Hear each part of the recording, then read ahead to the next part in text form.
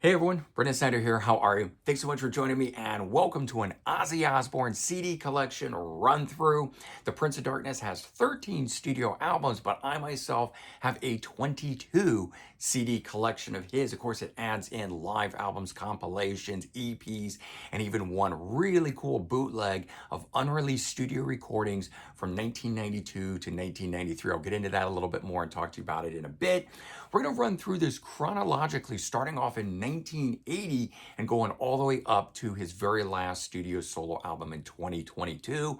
I know I myself, following the news of Ozzy's passing on July 22nd of 2025, I've been listening to all of my Ozzy stuff through and through, and I thought it'd be fun to run through with you guys my CD collection here. So we're going to do that in just a bit. But before we start, if you're new to my channel and you haven't already hit the subscribe button, please do. Also, don't forget to comment and hit the like button on it, and then turn on notifications so that you'll stay up to date on all these cool things that are coming out like this, with a cool Ozzy CD collection run through of the 22 CDs that I have here. So as I said, we're going to be doing this chronologically, kicking off in 1980, and we'll do that with Blizzard of Oz. So debut studio solo recording from Ozzy after his unceremonious being booted out of Black Sabbath, really showing that Ozzy was so much more than just the frontman of Black Sabbath. We have Randy Rhoads on this album, coming from Quiet Riot, and him too showing how much more that he was than just the guitar player from that band. Those two guys coming together on this one here, really creating absolute magic. It's arguably one of the best albums in all of metal, having songs like I Don't Know, the absolute iconic Crazy Train. We have Suicide Solution, Mr. Crowley on here. So many good tracks. And it dovetails right into the next album, Diary of a Madman. These two albums really written all at the same time, released in short succession to each other, and getting two great albums with Randy Rhoads, unfortunately, before he passed away.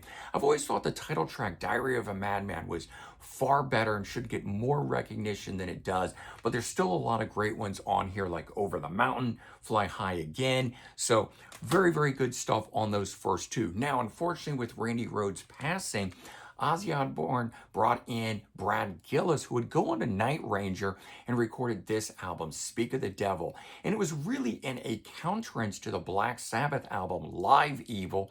So this is all Black Sabbath songs recorded by Ozzy to say, hey, you know what? I could do the same thing and I can do it better.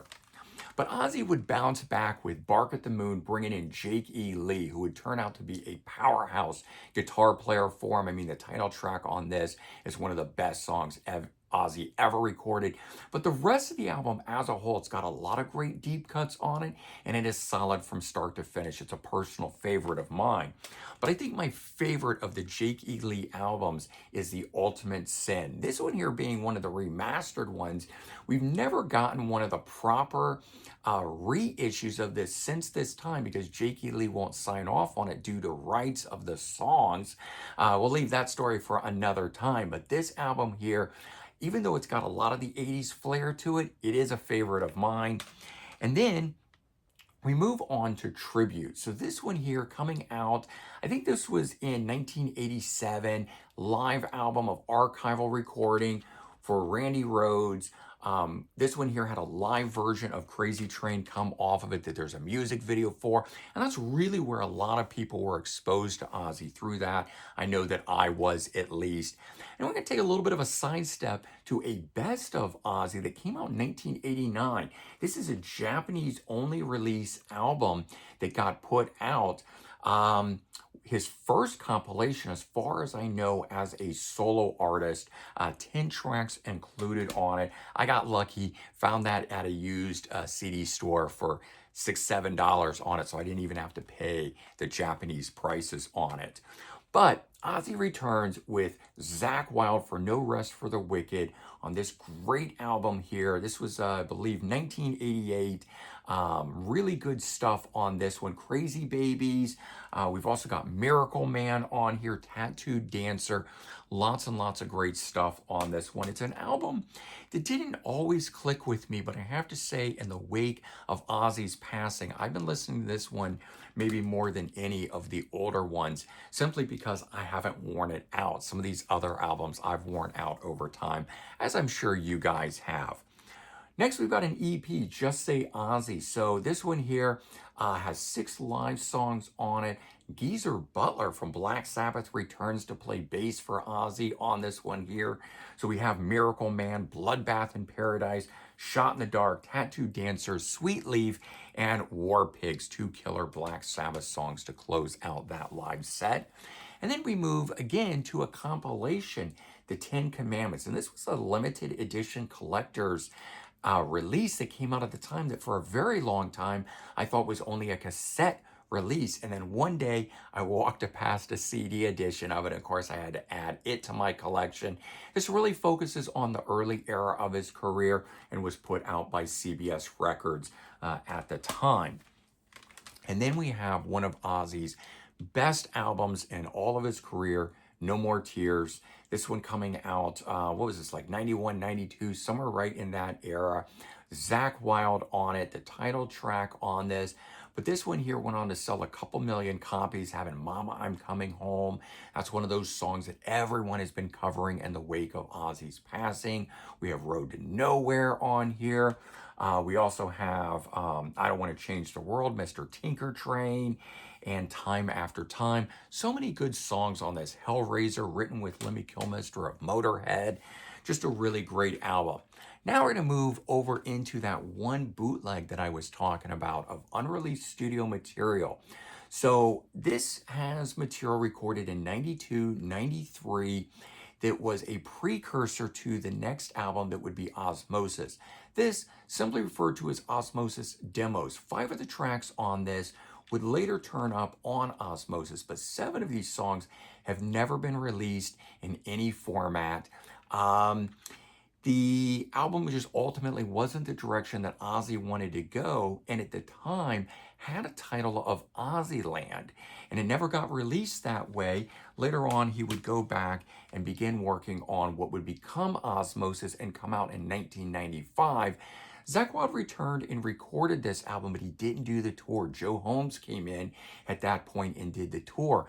But this was a good album, a little bit more on the mellower side of things. But the opening track, Perry Mason, one of his best tracks, I Just Want You, See You on the Other Side, Old LA Tonight, lots of great tunes on that one. It has been a personal favorite ever since it came out. And then Ozzy kind of took a break because he reformed with Black Sabbath. When he finally comes back in the early 2000s with Down to Earth, we've got a different sounding Ozzy. So now we're having Ozzy where the producer and songwriters are really assisting on these albums, and it's being directed in more of a modern sense. And that's kind of where Ozzy goes going forward on his albums after this point. So these we still have as band effort Ozzy, and then we move towards this. Not saying these albums are bad, but they were a different take and a little bit different style to go through. Still, this is a very good album. The song Dreamer has taken on new meaning, obviously, with Ozzy's passing. But we have the song Gets Me Through, which was the first single from it and a really great track off of the album. We also got a live album, Live at Budokan, released in 2002.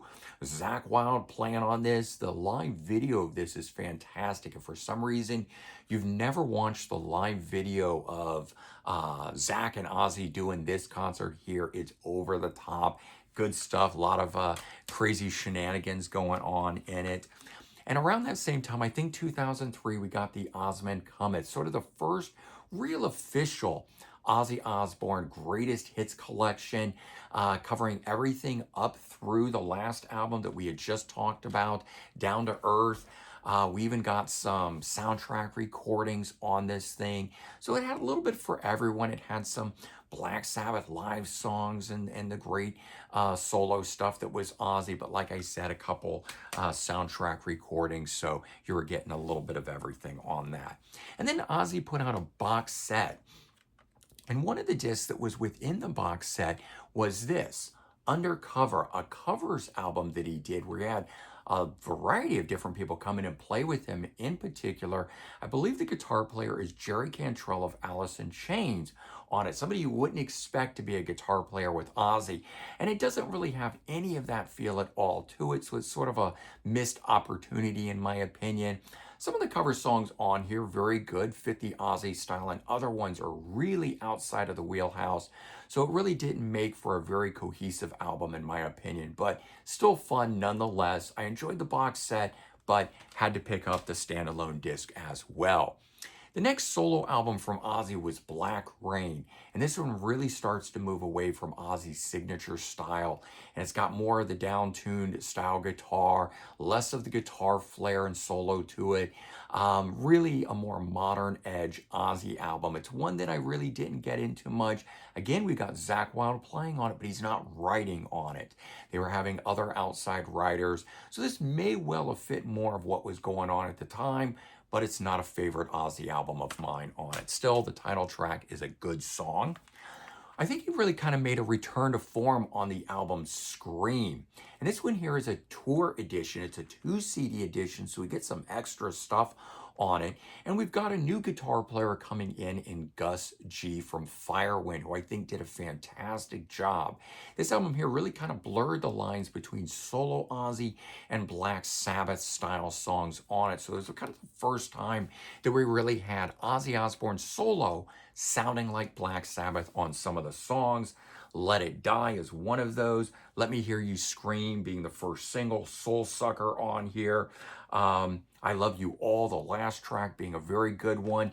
And then that bonus disc that's on here had 3 extra songs, studio songs on here, and 4 live songs. Those 7 songs made for a very fun extra little kind of EP almost to listen to. It was then quite a while before we got anything from Ozzy, and as he sort of tied over, we got this, Memoirs of a Madman, another greatest hits compilation, the most cohesive and comprehensive to date. This one here kicking off with Crazy Train and Mr. Crowley, and it really has no filler on it. Everything that's on this one was really, really good. The songs they chose to leave off, I think, were the right selection on it, and the ones that they kept, absolutely burners all the way through on this one, going all the way up through the album Scream. So not quite as comprehensive as I would like today. I suspect we will be getting a new compilation at some point that will bring in these last 2 albums that we're going to talk about, and the next one being Ordinary Man. This one here, another one, like No Rest for the Wicked, that I've been listening to a lot since Ozzy has passed. This album here, I enjoyed at the time, but would say I didn't reach for it all that often. And so this one here now, for whatever reason, really just clicking with me. I've been enjoying it, especially the title track, but the opening track, Straight to Hell, All My Life, Goodbye, right into Ordinary Man, followed by Under the Grave, all just absolutely fantastic songs. But this is just a great album all the way through. If for some reason you never checked this one out, this would be a great time to go and do it. And unfortunately, the last album from 2022, Patient Number 9, a very interesting final Ozzy album to do. We didn't think it was going to be the final album at the time. In fact, there had been lots of talk that Ozzy was working on another new album. This previous album plus this one had Andrew Want as the producer, a famed producer who's worked with the Rolling Stones, Pearl Jam, Iggy Pop, a whole host of other artists.